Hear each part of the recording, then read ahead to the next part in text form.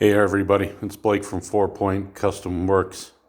So, I don't know if anybody's ever done a tutorial or rant, rave, whatever you want to call it, on welding carts. So, I bought a welding cart, a Magnum. You can see it there, Magnum.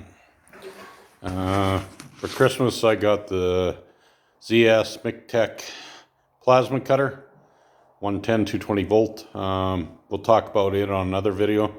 I also got a MIG welder, this model, MIG, TIG, and stick. But what I'm going to talk about today is the Magnum welding cart. I'm not going to say who I bought it from, wasn't Amazon. Now, the measurements are correct. Sneaky, but correct. So if you measure the front side, sorry, I'm doing this one-handed with my phone. So if you measure this front side, it's, get it there, 28, 25, it's 11 wide, and the bottom piece is, I can't remember how deep this is again, so sorry for the camera, sorry for everything. It's a bit funny. Gonna get a new tape measure too for Christmas. Should have got one. And the bottom is roughly 28.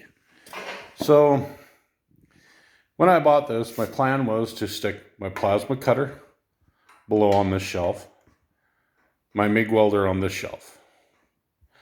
Now, if you have a MIG welder and you're using gas, you see I've got a block of wood back here. Because when I put my MIG welder on here and I slide it to the back of here, the MIG welder sticks out, about that far at the top of it. So when you want to put the bottle here, there's no way the bottle would be tight here. The bottle would be tight here, it'd be back up here. And it would be banging into the back of your hoses, your couplings and everything, and that type of thing. But I'm not using a bottle. I figured I could use this portion, build a couple of shelves for storage, or, put a rack on the back to hang cables or whatever I want on it. Put my extra stuff in the bottom. Well, this don't fit here. MIG welder on top. Sits way back here, can't use a bottle, pain in the ass. This shelf to there at the back is 6 inches. The shelf here to the front is about 8.5 inches. So any of you guys looking at these Magnum carts, if you're trying to put 2 things in here, it's not going to work. You'd have to put it on the bottom. Great and fine. Put my plasma cutter on the bottom, but as everybody knows, everything gravitates to the bottom, garbage, crap, all that stuff. So I don't want to put it on the bottom. Plus, I'm getting older. I don't want to bend down that far. I wanted everything sort of in this height. Now, when I set this card up, I visualized a little higher. The front measurement is what I visualized the back measurement being, and then the length and everything else. No, wasn't what I thought it was going to be. So, I'm now going to stick my plasma cutter on here. I have another cart coming from another company, different company. It was half price. It has a handle on it that goes across the front, so you can pull it. This one doesn't. This one has plastic wheels, but rubber, and that. So it's got a few upgrades, and it was like half the price, like literally. Now I know you can spend a lot of money. And you can buy ones with shelves and drawers and that type of thing, to put all your stuff in, whatever you want to do. I'm a hobby guy. I work in my shop. I like fabricating stuff, building stuff, forging stuff, It's nice to have a plasma cutter and a MIG welder. I had a MIG welder. I had a Hobart. I had it for 20 some odd years. Had a lot of issues with it over the years. And I was not going to spend that much money on a Hobart welder again, Lincoln welder, Miller welder, or whoever else welder. And, you know, if it fails, it costs you $300-400 to fix it or repair it, or get parts for it. $300-400, I can bring a whole brand new machine and start over. If it lasts 2-3 years, $300-400, start over again. We're becoming one of them societies, throwaways. And so yeah, so give you a view of the cart. Here's the front of the cart. The other side of the cart with the Magnum on it. And that, so yeah, so this is literally a small ass cart. I was shocked, literally, how small this is. So again, you guys missed it. We're 25 inches at the back, 28 inches at the front. That's with the wheels on, sitting on the casters. Top shelf is 17.5 by 11, because I cut my board, I know that. The bottom shelf is 15, yeah, 15 and a quarter. Yeah, 15 and a quarter by 11 again. 11 by 28 on the bottom. So yeah, so if you have a big MIG welder, like you got one of the good size MIGs, you know, like the Millers or the Hobarts or the Lincolns, I mean, it's gonna eat that up. Because like this one, the Chinese one I got, the welder, I mean, God, from the back of this thing, what is this? Let's have a look.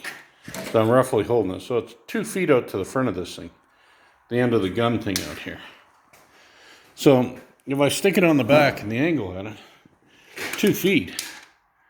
Like, my God, that's how far the gun sticks out the front of this thing. Plus then at the angle it's at, you set this like this. I mean, that much of the machine sits back like that.